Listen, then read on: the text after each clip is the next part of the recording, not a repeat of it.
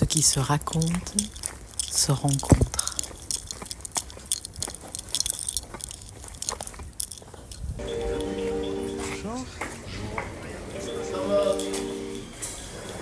Clinique Montfleury, Saint-Roch, bonjour.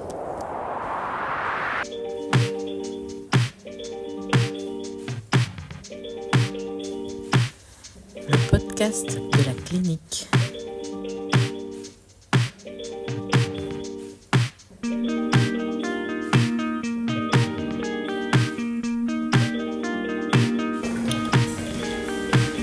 Plongez au cœur des conversations passionnantes entre patients et professionnels où chacun partage ses centres d'intérêt. Occasion unique de se rencontrer à travers les histoires et les passions qui nous animent. Discussions enrichissantes et inspirantes sur ce qui nous rend uniques et nous rassemble.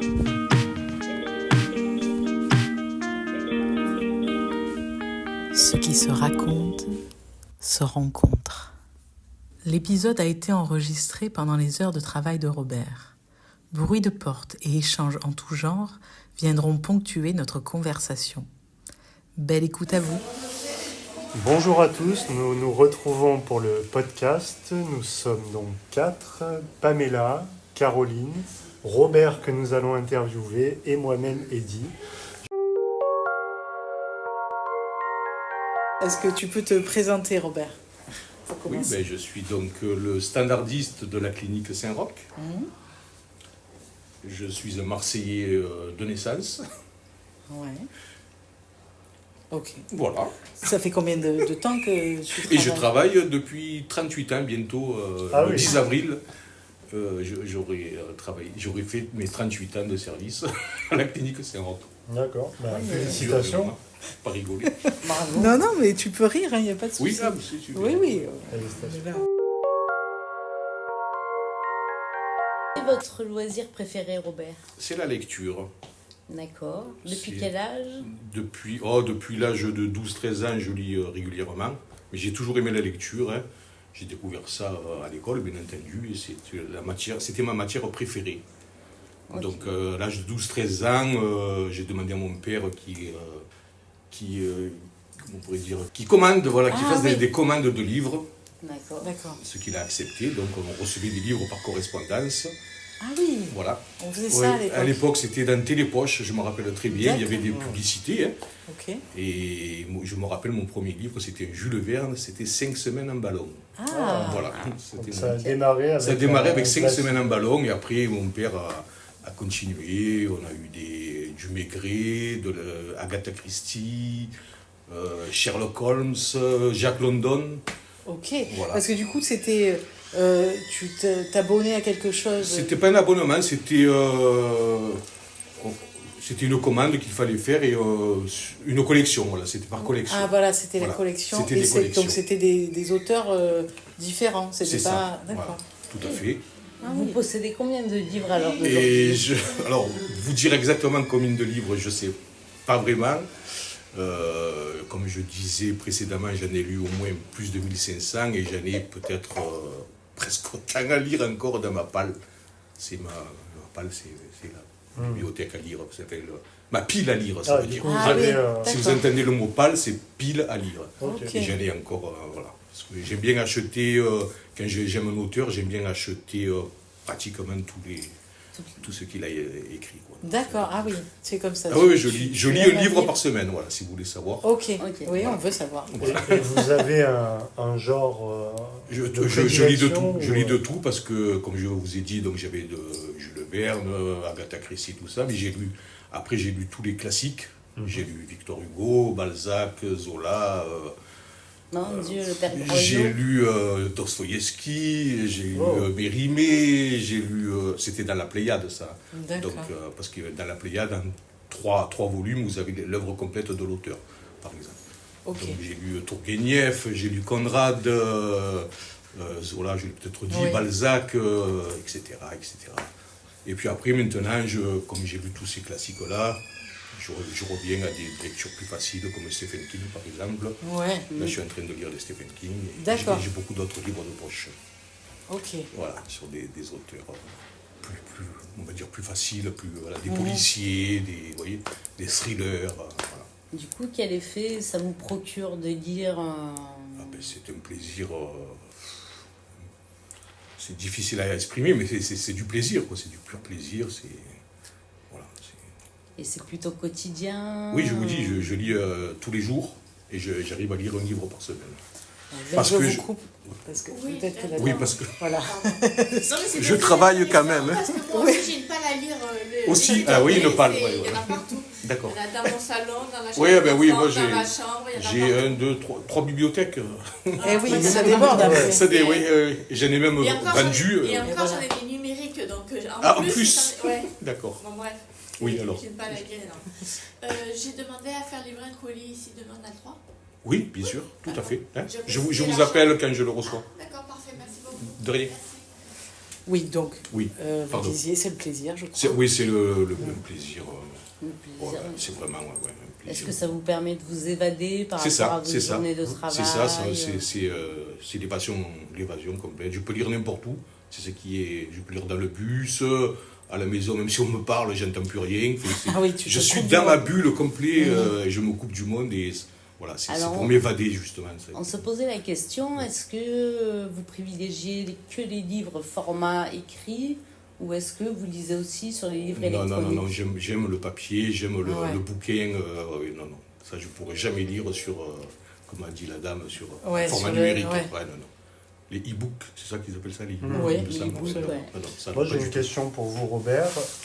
Après avoir autant lu, des milliers de livres d'expérience, est-ce que vous pouvez identifier chez vous donc une amélioration, que ce soit intellectuelle, culturelle, en termes de connaissances? Est-ce que ça a un impact? Disons que ça a eu un impact quand j'ai lu les classiques, les Victor Hugo, Balzac. Oui, bien sûr, ça m'a enrichi culturellement, et j'ai appris beaucoup de choses. Est-ce qu'il y a une Plus qu'à l'école. retranscription, par exemple, que ce soit dans votre travail, dans votre quotidien, votre capacité à écrire? Je Ah oui, suppose. ça, est-ce que ça t'a donné envie d'écrire, de lire? J'ai écrit, oui, j'ai eu envie d'écrire, mais je suis feignant. C'est mon gros. J'avais commencé un bouquin, un roman, quoi. Ouais. Mais bon, j'ai vite arrêté parce que ça demande quand même beaucoup une de travail. C'est une un énergie. investissement. Oui. Et voilà. Je ne suis pas comme mon frère qui a d'ailleurs édité un livre, si on aura l'occasion d'en parler. Voilà, c'est Rédactive, c'est c'est local, c'est une maison d'édition locale, Rédactive, et ça s'appelle Des pianos désaccordés. Je vous le conseille, il y a 100 pages, mais c'est un livre parce qu'il écrit merveilleusement. Ah, donc c'est de famille quand même. Oui, mon frère, lui, au niveau de l'écriture, il a une facilité à écrire, et il écrit bien. Il y a eu un soutien parental au niveau de... Pas du tout, non, mon père était maçon. C'est venu de vous-même? Oui, c'est de nous-mêmes. On se demande toujours d'ailleurs comment ça nous est venu, parce que je dis mon père était maçon, ma mère ne travaillait pas, donc nous vivions dans les HLM jusqu'à qu'on soit mariés. Mais je ne sais pas pourquoi on a eu cette fibre un peu artistique, on va dire, parce que on a essayé d'écrire ensemble aussi, mais on n'a jamais rien terminé, c'est dommage. Toujours oui, mais je l'encourageais à aller. Il me dit c'est parce que tu es mon frère que tu me dis que c'est bien, tu vois. Il était pas. Et pourtant une fois, il avait participé à un concert de comment il s'appelait Richard Boringer. Il avait soumis quelques textes qu'il avait écrits. Et après, quelques temps après, cet acteur l'avait rappelé en lui disant monsieur, vous devriez écrire. Il a dit, alors tu vois, là, quand même, c'est un signe. Mais non, il a toujours pas passé le cap. Et là, dernièrement, il a réussi à passer le cap. Donc, il lui avait donné des textes de chansons? C'était des textes, voilà, c'est ça, exactement. Des textes de chansons, parce qu'il écrivait des poèmes, il faisait des textes de chansons aussi. Et c'était magnifique. Et cet acteur, c'est que je reporte le nom. Il avait dit, monsieur, vous devriez écrire. Déjà, au début, il ne croyait pas que c'était l'acteur. Il dit, là, c'est une plaisanterie. Il dit, non, monsieur, je ne plaisante pas, je suis bien. Mais il me dit, j'ai lu ce que vous avez fait, vous devriez écrire. Voilà. Et là, voilà, donc je vous ai dit, il a publié. Bon, voilà. Super. Et donc, voilà, nous n'étions pas du tout prédestinés. Après, je remercie mon père qui a bien voulu aussi participer à votre goût pour la littérature. C'est ça, voilà, en acceptant de commander ses livres. Est-ce qu'il y a un livre ou une œuvre Moi, c'est spécifique Victor qui vous Hugo. a marqué? Moi, c'est mon auteur Victor préféré, Hugo. c'est Victor Hugo. Ok. Et j'hésite toujours entre Notre-Dame de Paris et Les Misérables. C'est les deux. Voilà. Ah oui. Ah, dur, Ouais, hein, c'est difficile. les deux. Alors, moi, des fois, je dis c'est Notre-Dame de Paris parce que je l'ai lu 2 fois. Donc, je me dis peut-être Je que suis sûre. peut-être que je l'aime un peu mieux que Les Misérables, mais enfin, c'est Victor Hugo, c'est sûr. J'allais vous poser la question, est-ce qu'il y a des livres que vous avez lus plusieurs fois? Oui, donc Notre-Dame de Paris et Dune. Je ne sais pas si vous Ah connaissez, oui. de Frank Ok. Herbert. Je l'ai lu une 2e fois aussi. Voilà. Ouais. C'était livre, ça, Dune de Frank Herbert, c'est le summum pour moi de la science-fiction. Ah ouais. Ouais. Et j'ai même lu ce qu'a écrit son nom. J'ai une bulle, ouais, on peut pas le voir à la. Non, mais ça il y a fait une beaucoup. vingtaine, parce que son fils, d'après les notes de Frank Herbert, D'accord, a écrit sur Dune aussi ce qui se passe avant et après. Ok. Et vous avez vu l'adaptation J'ai vu l'adaptation cinématographique qui est très bien. Celle de David Lynch était nulle. Je ne sais pas Ah si ouais. vous l'avez vu. C'est David Lynch, je crois, c'est ça. Il Ouais, me semble, la la première avec. première. C'était nul. Et celle-ci est assez fidèle. Il y a D'accord. quelques changements par rapport au scénario, mais enfin, c'est très difficile à adapter. Ok. Donc vous avez des intérêts aussi pour la science-fiction? Ah oui, tout je ce vous qui dis, est, j'aime la fantasy. science-fiction, j'aime la fantasy, j'aime le. Vraiment, voilà. Ouais. Est-ce que vous en retirez des bénéfices À quel niveau, c'est-à-dire des bénéfices intellectuels? psychologiques? Oui, ça m'apporte un intellectuels, bien-être intellectuel aussi, bien sûr. Oui, tout à fait, oui. Ce n'est Super. pas juste de la lecture. Et là, actuellement, oui, parce que moi, ce que je lis, c'est comme je vous dis, c'est des policiers, c'est des Stephen King, mais c'est pas très intellectuel. Plus des fictions. Ouais, voilà. Ah, Stephen King quand même, ça peut l'être. Après Stephen King, oui, il y a certains bouquins de Stephen King, parce qu'il n'a pas écrit que des livres d'horreur. Hein.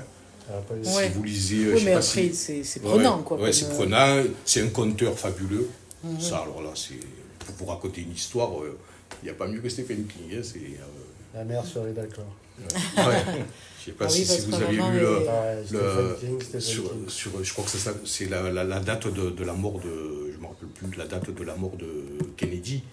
C'est le titre du livre. 22 novembre 63. Et ce qu'il y a on peut dire fantastique, c'est que c'est un personnage qui peut voyager dans le temps, voilà, c'est tout.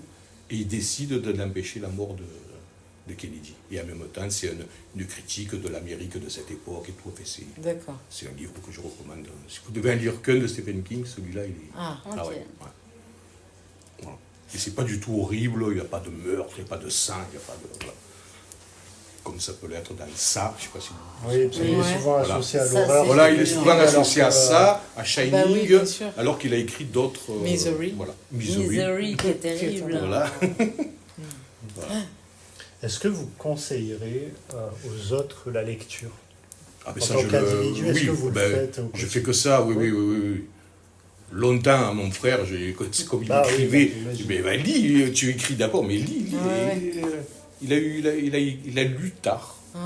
Et lui, par contre, ce qu'il a poussé à lire, c'était au lycée, c'est pour dire qu'il a commencé tard. C'est un prof, il est tombé sur un prof de français fabuleux, qui lui a donné cette Inspirant. c'est fou. inspirant. Ah, oui. Il y a qui a beaucoup donné- d'écrivains qui lisent tard. Et d'ailleurs, il en Je parle crois, dans son livre de ce prof. C'est un peu la seule. Il y a 2 notes autobiographiques un peu dans son livre, sinon c'est pas du tout autobiographique. Et il parle justement de ce prof qu'il a ouvert à la lecture, Camus, tout ça. Fait. Voilà. Ah, ouais, ouais. Et il s'est mis à lire. Et, voilà. Et est-ce que tu as pu, parce que je crois que tu as des enfants. Hélas. Comment ça, hélas? Ouais, ben, j'ai essayé, Ah non, mais non, alors oui, tu n'as pas oui, réussi à j'ai transmettre pas réussi, et non. Un peu ma fille aînée, parce qu'elle a été en littéraire à l'école, Ouais. donc elle a lu, mais c'est insignifiant. Et ma seconde fille, alors là, pas du tout. Non, elle, c'est plutôt la danse, voilà, D'accord. donc, mais pas la lecture. D'accord. J'ai pas pu, j'ai essayé, hein, bien entendu, avec mes propres enfants, c'est normal, Et ouais, mais non, je ne suis pas arrivé. Est-ce que vous considérez que c'est une activité artistique? De lire Ouais, pas vraiment. pas vraiment. Artistique, non. C'est plutôt l'écrivain. Hein, Créative alors peut-être? le fait qu'on puisse se plonger dans un univers. C'est plutôt c'est plutôt dans l'imaginaire, la rêverie. Il y a un acte de création quand on essaie d'imaginer. Ah ça, oui, là par contre je vois comme si c'était un film. Mais oui, quand vous décrit dans un livre. Quand je lis, j'ai les personnages, vous avez à ce la niveau-là capacité, peut-être, oui. de mentaliser. Oui, c'est vrai parce que mon épouse qui lit me dit, elle voit pas, elle voit rien. Elle lit, mais elle ne voit pas d'image. Donc oui, c'est l'imagination. Pour certains lecteurs, c'est une expérience audiovisuelle. Pour moi aussi. Ils arrivent vraiment. J'arrive à visualiser. Ah oui, je visualise. Alors si j'ai vu un film avant, alors je vois voilà. Il y a les connexions qui se font. D'ailleurs, un des derniers Stephen King que j'ai lu, il y avait Anthony Hopkins qui avait. J'ai vu Anthony Hopkins tout le long du livre. Voilà. Naturellement. Donc, mais voilà. Quel est le prochain livre que vous allez lire? Ah ben là, je suis dans les Stephen King, donc j'en ai pas mal à lire, parce que ça a été tardif. Donc je suis sur une série de Stephen King. Après, ça sera Preston et Shield. Ah, donc tu sais déjà quel est le prochain. Ah oui, la fameuse palle. La fameuse palle, et en plus, je ne sais pas comment on peut appeler ça, mais j'ai programmé les livres que je vais lire, dans quel ordre. Oui. Okay. Comme je compte tous les livres que je lis, je tiens un compte, et en même temps, je tiens... Ah oui. J'ai ma programmation, donc je pourrais vous dire, voilà, je le connais pas par cœur, mais j'ai un classeur où j'ai... Mais on veut savoir ça, je veux voir ça. Ah ben, je vous l'apporterai si vous voulez. Ben oui, lecteur organisé. C'est ça. Organisé. Donc je sais à l'avance ce que je vais lire pour des années. J'ai fait acheter des livres à mon père. Bien sûr, il n'a pas acheté tous les... Dans la collection, il n'y avait pas tous les Jules Verne. Oui. Mais moi, j'ai appris plus tard. J'ai acheté tous les Jules Verne. Donc, je me suis rappelé de tout ce que j'avais lu. Sherlock Holmes aussi. Les Maigret aussi. Il n'y a pas longtemps, j'ai acheté tous les Maigret. D'accord. J'ai les collections complètes des Maigret. Et j'achète d'autres Simenon aussi. Ok. Voilà. Un vrai passionné. Ah oui, c'est ma grande passion, la lecture. Et comment tu choisis? Est-ce que tu vas fouiner dans les librairies? Est-ce que tu regardes sur Internet? Sur Internet, ouais. Quand je ne connais pas un auteur, je vais sur Babelio, je ne sais pas si vous parlez. Voilà. En général, je vais sur Babelio et j'ai découvert certains auteurs. Comme ça, ouais. D'accord. Que je ne connaissais pas. Par exemple, si vous cherchez Stephen King, après on vous propose d'autres... Oui, des choses qui sont dans la même veine, etc. Ok. Et là, pour l'instant, j'ai la chance. C'est très rare que j'ai entamé un livre et que je n'ai pas terminé. Peut-être un sur les 1500, un ou deux sur les 1500 que j'ai lus. Ça va, j'ai eu cette chance. Parce que c'est vrai, des fois, on ne peut pas savoir. Oui, on peut ne pas aimer. On peut ne pas aimer. Donc que des fictions, par contre. Je n'aime pas les autobiographies. Ouais. Je n'aime pas les livres de philosophie. Les essais. Les essais, voilà, tout ça, non, ça me barbe. Parce que justement, ça ne me provoque aucune image. J'ai essayé, j'ai acheté Platon, c'est pour vous dire. Ouais. Alors là, ça ne me branchait pas. J'avais aucune image en tête. C'était pas le même plaisir. Pas du tout le même plaisir. En tant qu'individu, philosopher, c'est quelque chose quand même que vous faites. Après, oui. Ça, par contre, oui. On m'a dit que j'étais un hédoniste. Okay. Quelqu'un qui s'y connaissait en philosophie m'a dit, d'après ce que... Parce que c'était un employé qui travaillait ici. Quand je travaillais de nuit, il travaillait de nuit sur l'autre équipe. D'accord. Et lui aussi, il aimait lire, mais il lisait aussi des philosophes, et on discutait souvent littérature, tout ça. Il m'a dit, toi, tu es un hédoniste. Ah. J'ai pas cherché à savoir ce que c'est. C'est la recherche du plaisir, en gros, je crois, d'après ce que je ça dépend. Les gens, ils peuvent nous dire hédoniste pour nous dire bon vivant. Ouais. Mais c'est du plaisir. C'est différent de épicurien. C'est ça. Épicurien, oui. Mon frère est un épicurien. Moi, je serais hédoniste. C'est vrai que je recherche toujours le plaisir dans ce que je fais. Il faut qu'il y ait une notion de plaisir. Voilà. Au moins, c'est identifié. Oui. Voilà. Bon. Eh bien, écoute, merci beaucoup, Robert. Merci à vous. C'est très intéressant. Très intéressant. Et c'est pas tous les jours qu'on rencontre une personne qui a lu des milliers de livres. Oui, c'est ça. C'est impressionnant. Qui s'en souvient, qui s'organise, les classifie. C'est quand même une chouette rencontre. Merci, c'est gentil. Ouais.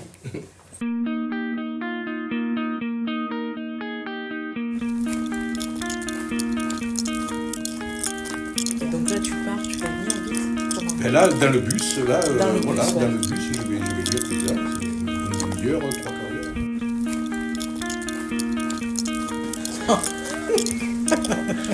Je suis né à Marseille. Non, mais. Ah, c'est enregistré? Bien sûr, ça. On enregistre. Je m'excuse pour toutes les bêtises que j'ai pu dire.